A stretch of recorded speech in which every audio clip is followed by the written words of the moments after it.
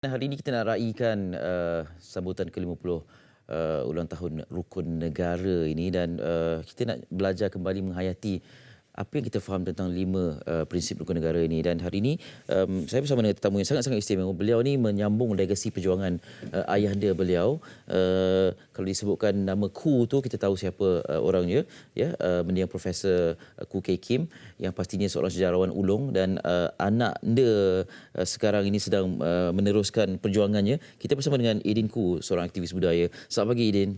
Selamat pagi, terima kasih atas undangannya. Apa khabar? Baik. Terima kasih sudi bersama kami juga. Okey, bila kita bercakap tentang Rukun Negara, ini satu dikatakan ideologi yang membentuk kita sebagai rakyat Malaysia. Ya. Dan kalau kita sebut nama Koo Kay Kim, satu nama besar yang melambangkan Malaysia itu sendiri. Ya. Apa yang Idi boleh perkatakan? Sebenarnya Rukun Negara ini agak unik ya dari segi implementasi. Sebab sebenarnya ia tidak diungkapkan dalam undang-undang. Ya. Ia merupakan salah satu guide ya, atau petunjuk kepada semangat memupuk semangat cinta kepada negara lah. Ya. Saya guna istilah yang lama ya. Saya tak guna patriotik, saya cinta kepada negara. Baik. Tetapi ia merupakan salah satu usaha bukan saja untuk menaikkan semangat sebagai orang yang mencinta tanah air, tetapi juga untuk berfalsafah tentang apa sebenarnya makna negara bangsa itu. Apa makna kewarganegaraan dan sebagainya. Dan sebenarnya ia adalah satu perbahasan yang agak terbuka ya. Misalnya kita tak tahu sebenarnya adalah dia ideologi negara atau falsafah negara atau prinsip dan rukun negara. Rukun itu sebenarnya ada prinsip-prinsip yang menjadi petunjuk lah ya. Okey, dan menjadi anak kepada pejuang budaya dan juga sejarah ni kan, pastinya ada perkara-perkara tertentu tentang Rukun Negara. Dan saya faham ketika Idin di sekolah dahulu pernah mengikut ayahanda untuk menjalankan tanggungjawab memberikan maklumat di sekolah-sekolah dan sebagainya. Adakah ini sebahagian daripada tanggungjawab itu ketika itu? Ya, sebenarnya pada masa itu banyak usaha untuk memupuk semangat kerjasama di antara masyarakat kan. Dan juga ia menjadi satu bimbingan. Jadi ayah saya sangat terlibat dalam usaha untuk mendidik, terutamanya anak murid lah, di kawasan-kawasan desa sebenarnya. Dan saya sering perantauan Rukun Negara itu, saya sering mengikuti ayah saya lah. Dan apa yang dipelajari sepanjang merantau bersama ayah? Ayah ni dia agak menarik ya. Sebab masa tu saya masih kecil, dalam lingkungan umur 4 atau 5 tahun. Dan saya mengikutinya sebagai companion lah sebenarnya. Saya kagum dengan bagaimana ia menguasai bahasa Melayu lah. Itu yang saya memang kagum. Dan betapa mesranya dia dengan setiap lapisan masyarakat. Tak kira orang dari mana, latar belakang mana. Senang sekali dia dapat. Dan ia selalu mengajar apabila kita memandu ke suatu tempat. Dia akan memberitahu banyak tentang fakta sejarah kawasan tempatan itulah. Bila Idin sebutkan beliau mesra dengan semua lapisan masyarakat, menyantuni pelbagai pihak, seolah-olah embodiment Rukun Negara itu ada pada beliau. Ya. Itu merupakan satu cabaran juga. Hari itu saya ditanya oleh pihak yang mewawancara saya tentang legasi ayahanda. Dan saya telah mengungkapkan bahawa dia ni sebenarnya menjadi lambang. Lambang penghayatan tanah air ini. Dan ia juga menjadi amalan kehidupan peribadinya sendiri. Jadi keluarganya pun begitu majmuk. Keturunan dia agak menarik. Dan ia mengamalkan sebagai prinsip penghidupan dia sendiri. Bila Idin sebutkan tentang keluarga yang majmuk ini, ayahanda Cina peranakan. Ibu orang Tamil. Tapi Tamil Sri Lanka, bukan Tamil dari India. Okey, Tamil Sri Lanka. Kemudian dibesarkan dengan seorang makcik berbangsa Melayu. Adakah itu dilihat sebagai advantage kepada Idin menjadi Malaysian first? Ya, sebenarnya ia menjadi satu khayalan. Jadi apabila kita berada di lingkungan rumah tu, memang sangat mesra lah. Tapi saya tidak bersedia, saya tidak disediakan untuk menemui dunia sebenar di luar itu. Dan pada masa itu tahun 70-an menjadi anak anak semua bangsa. Anak semua bangsa itu bukannya senang. Ya. Apa cabarannya ketika itu? Cabarannya ialah mungkin dalam ruang lingkup rumah tu tak nampak cabaran itu. Bila keluar tu apa cabarannya yang sebab dikenal pasti? Apabila kita sangat-sangat identify atau mengenali dengan kaum dan kadang-kadang sistem politik kita pun berasaskan kaum, ia akan mempengaruhilah pandangan dunia kebanyakan orang. Jadi bagi kita yang latar belakang agak liar ya, agak liar, ia tak sesuai lah.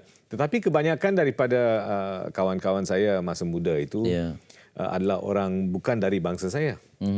Ya, terutamanya kawan orang Melayu lah, sebab paras kulit saya memang begitu. Dan saya sangat mesra dengan anak Melayu. Budaya Melayu itu dia mengungkapkan satu dunia cosmopolitan ya. Dalam itu memang menjadi penghayatan budaya Melayu. Jadi agak senang bagi saya.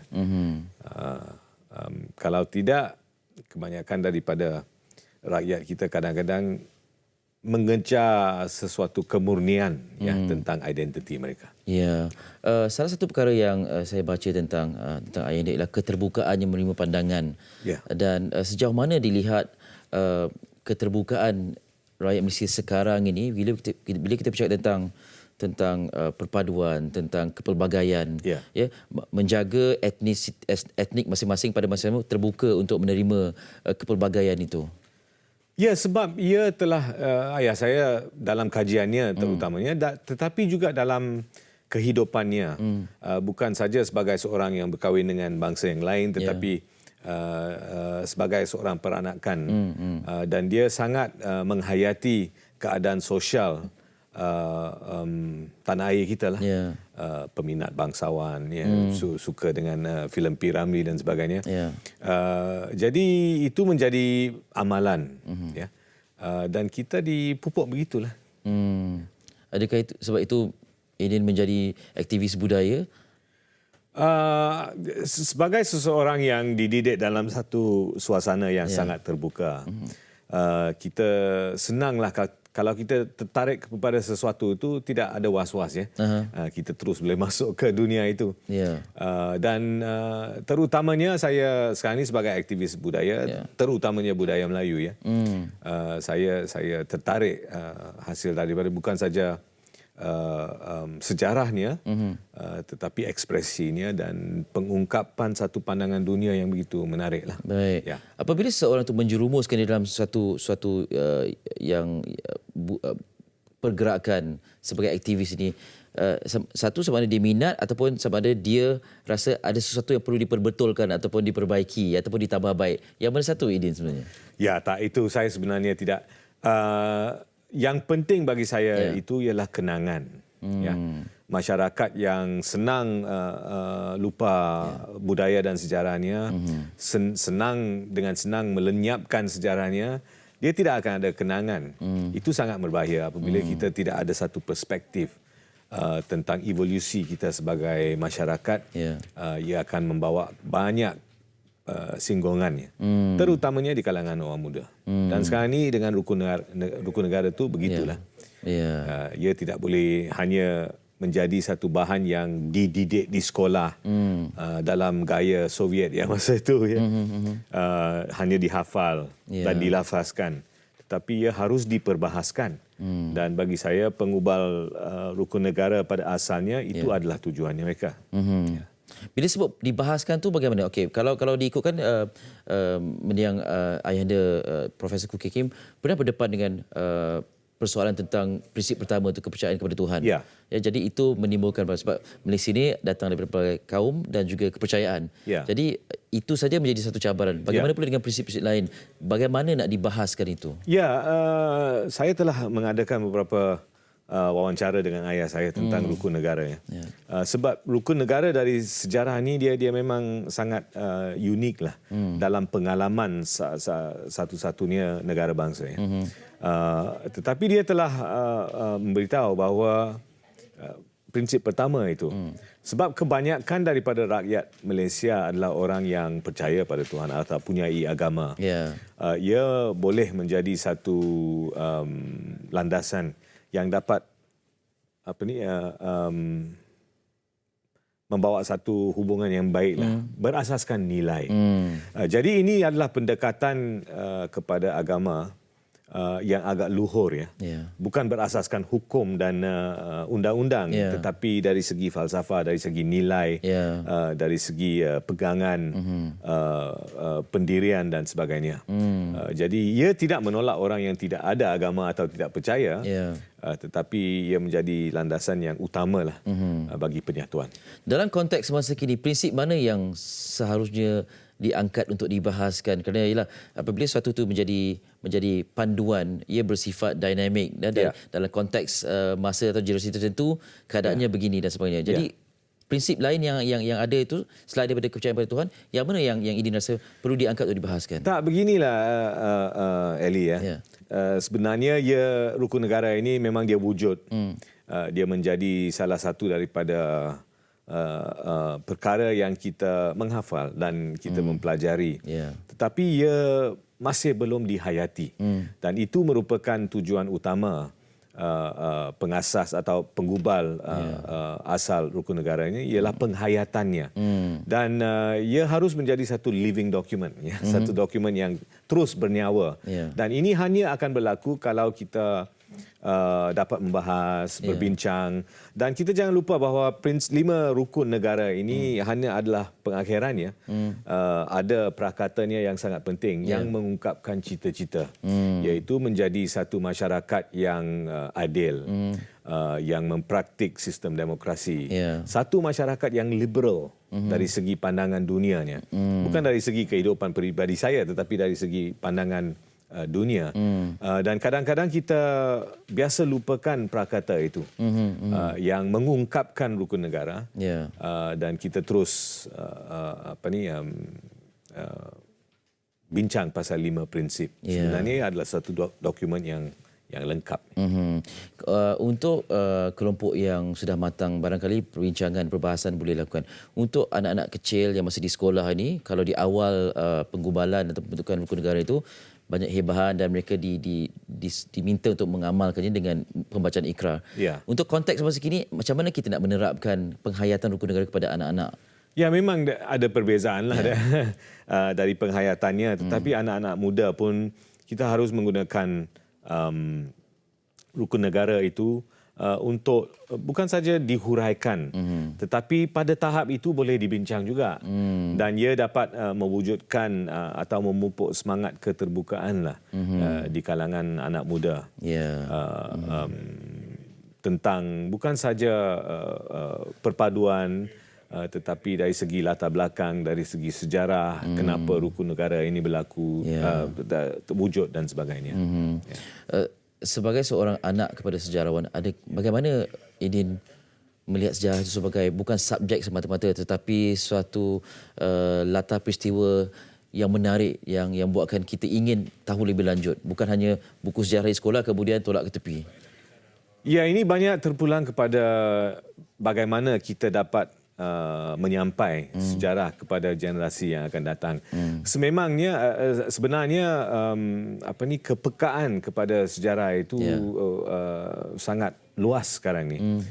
Lihatlah bagaimana kita bincang tentang nama jalan dan Bukit Paul dan sebagainya, Bukit Saint Paul dan sebagainya. Jadi ia menjadi satu perkara yang sering dibahaskan sekarang ni. Tetapi kita harus memegang kepada satu pandangan yang luas. Sejarah itu memang rumit. Apalagi di Malaysia, apalagi di rantau Asia Tenggara yang memang kepelbagaian itu menjadi asas kepada sejarah kita. Baik. Akhir sekali, sebenarnya ulang tahun ke-50 ni ada sebarang projek berkaitan dengan rukun negara yang Idin? Ya, saya akan menerbitkan satu buku tentang satu pengenalan mengenai rukun negara yang merupakan buku pertama dalam satu siri 10 buku Okey. tentang dokumen-dokumen terpenting yang mewujudkan negara Malaysia hingga dari sehingga ke Undang-Undang Melaka yang merupakan sistem perundangan yang pertama yang diperkenalkan di Tanah Melayu. Ya. Okey, dan Projek Bina Bangsa ya di Projek Bina Bangsa.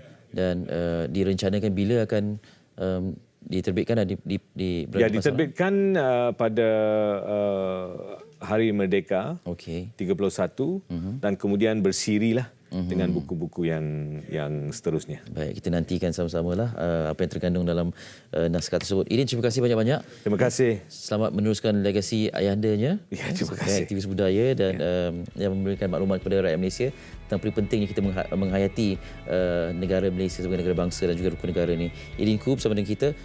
Barangkali kita boleh jemput untuk buku tu nanti. Ya. Terima kasih banyak-banyak.